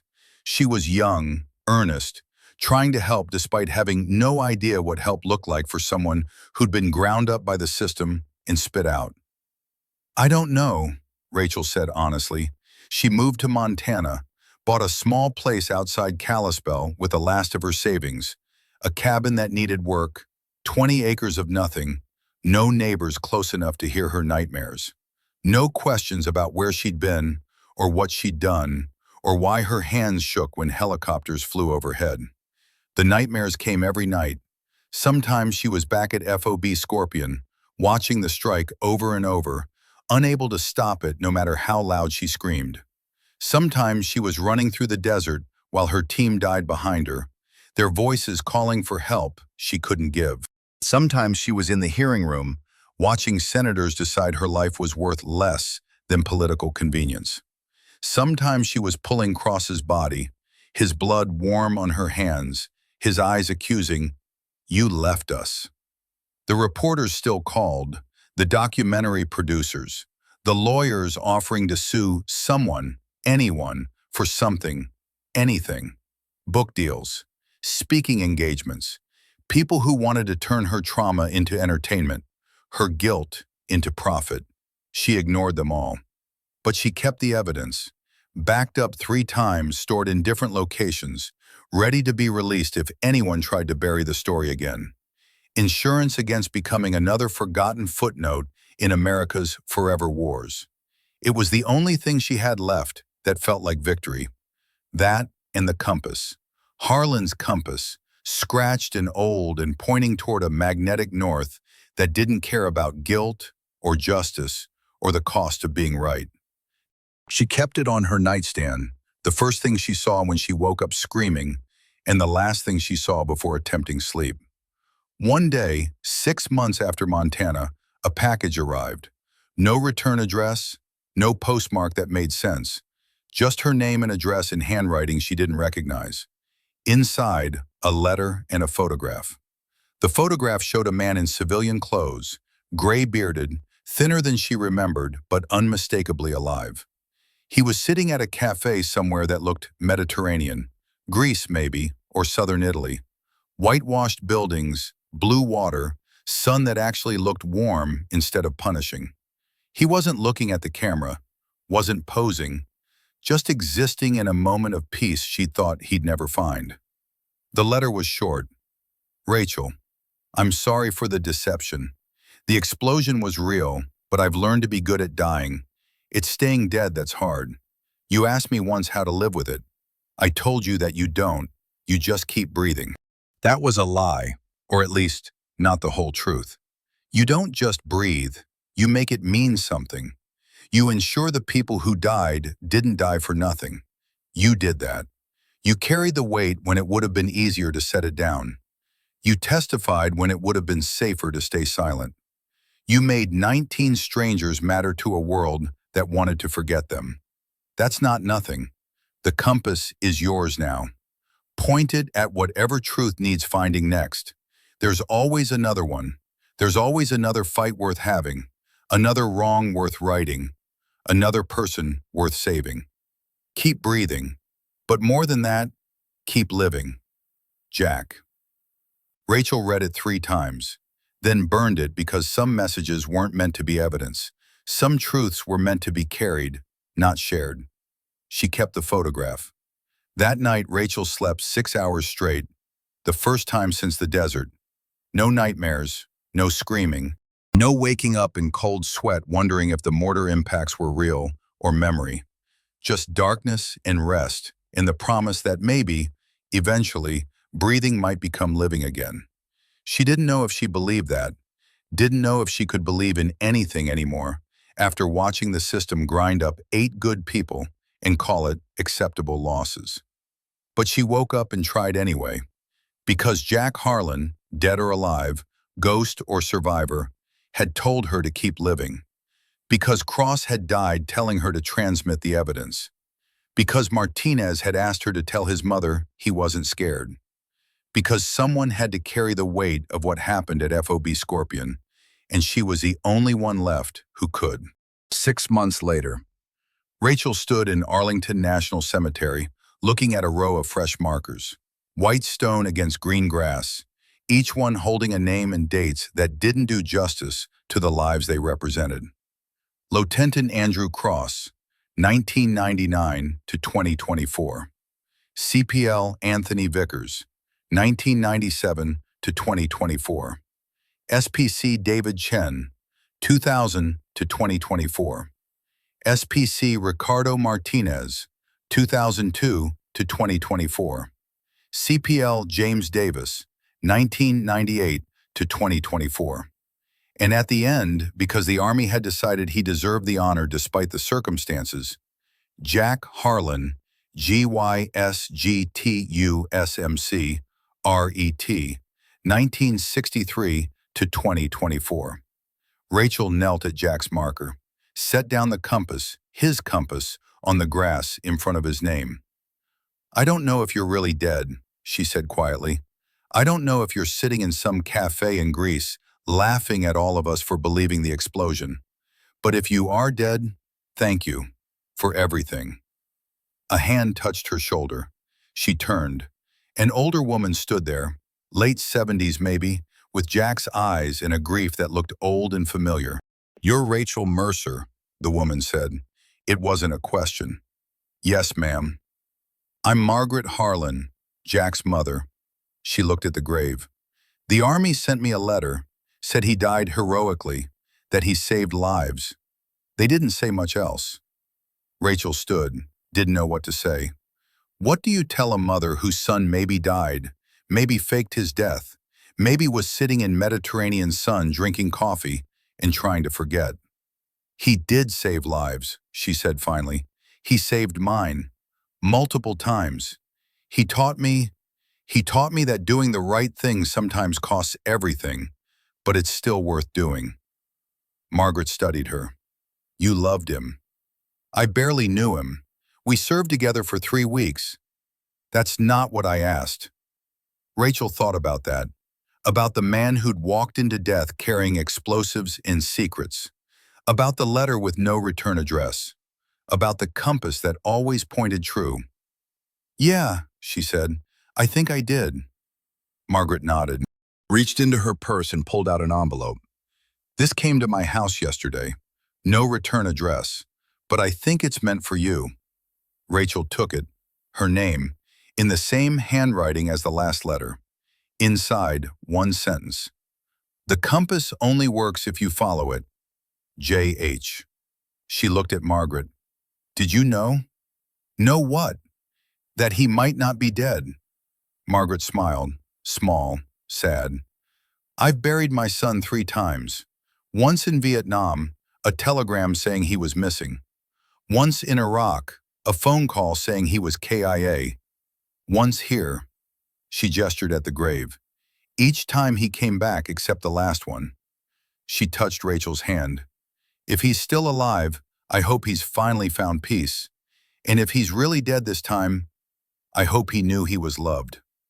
She walked away, leaving Rachel alone with the graves, and the compass, and the weight of everything that had happened.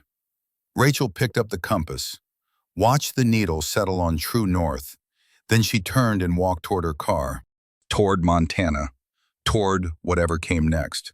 Because the compass only worked if you followed it, and there was always another truth worth finding.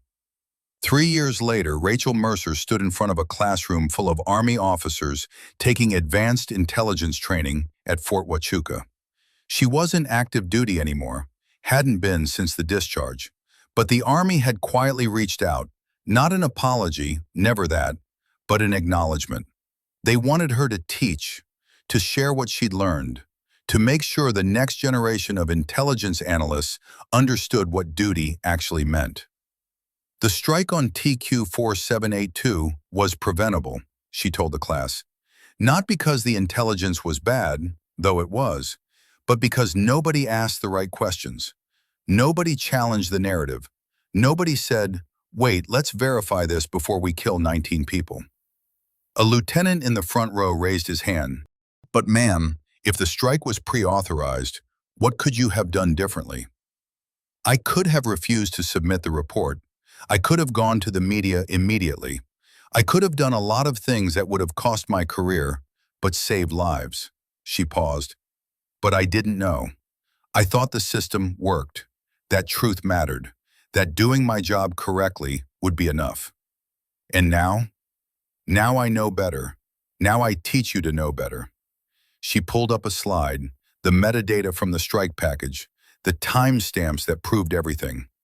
When someone asks you to confirm intelligence, ask yourself, who benefits?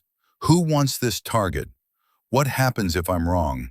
And if you can't answer those questions, don't sign your name to it.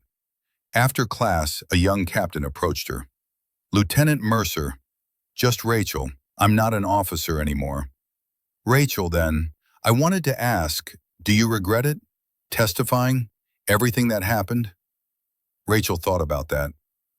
About 8 graves in Arlington. About nightmares that came less often now, but still came.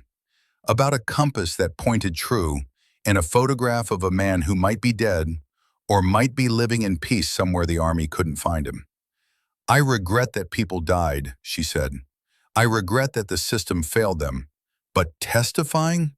Transmitting the evidence? She shook her head.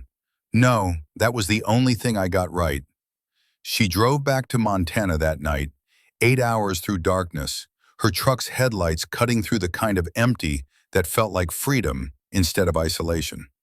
The cabin was dark when she arrived, but there was a light on the porch, motion activated, turning on as she approached. And sitting on her porch, like he'd been waiting, was Jack Harlan. Older, grayer, thinner, but unmistakably alive. Rachel stopped, stared, didn't trust her eyes because she'd seen him die, or thought she had, or had chosen to believe he was dead because the alternative was too complicated. You're dead, she said. I got better. He smiled that rare smile. Turns out dying is easier than living. I chose wrong the first time. How long have you been alive? 3 years, give or take. He stood, moving carefully. Took me that long to figure out that hiding wasn't the same as healing. Why come back now? Because I heard you're teaching, making sure the next generation doesn't make our mistakes. He pulled out a familiar compass, his compass, the one she'd left on his grave. Figured I should return this. Seems like you know how to use it. Rachel took it, felt the weight of 3 years and 8 deaths, and a war that never ended. I thought I was done, she said. Teaching, living, trying to make it mean something. Are you? I don't know. Then I guess you keep going until you find out. He looked at the cabin. You got coffee? She did. They sat on the porch until dawn. 2 people who'd seen too much and survived too little, drinking bad coffee and talking about the wars they'd fought, and the ghosts they carried, and the truths that still needed finding. And when the sun came up over Montana mountains, painting the world in shades of gold and possibility, Rachel thought maybe, just maybe, breathing could become living again. She didn't know if she believed it, but she was going to try anyway, because someone had to. 10 years after FOB Scorpion, the world had mostly forgotten. The scandal had lasted a news cycle, maybe 2. Colonel Webb had retired with full pension. The analysts had found new jobs. The congressional hearings had produced a report that nobody read and recommendations that nobody followed. But Rachel remembered every name, every face, every decision that had led to 8 graves in Arlington and 19 more in a cemetery outside Damascus. She taught at Fort Huachuca now, full-time. The Army had officially brought her back, not active duty, but GS-13 civilian, teaching intelligence analysis and ethics and the importance of asking hard questions even when answers cost everything. Jack Harlan taught with her. Not officially, he was still technically dead, a ghost in the system, but he came to her classes as a guest speaker, telling stories about Fallujah in Syria and all the wars in between, teaching young officers that courage sometimes meant saying no to the chain of command. And at home in Montana, where they both live now in separate cabins a mile apart, they kept the evidence, updated it, added to it every time they found another TQ-4782, another strike on civilians dressed up as military necessity, another truth that needed protecting. Because the war never ended. It just moved, changed names, found new justifications. But now there were people watching, people ready to ask questions, people willing to carry the weight when necessary. On January 17th, the anniversary, Rachel always visited Arlington, stood at 5 graves and whispered names and promises. Then she visited the 6th grave, Jack Harlan's empty marker, and smiled because she knew he was back in Montana, drinking coffee and arguing with her about whether the next generation was ready.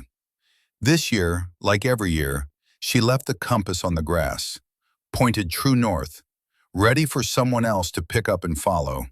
Because the work was never done, the truth always needed finding, and someone had to care enough to look.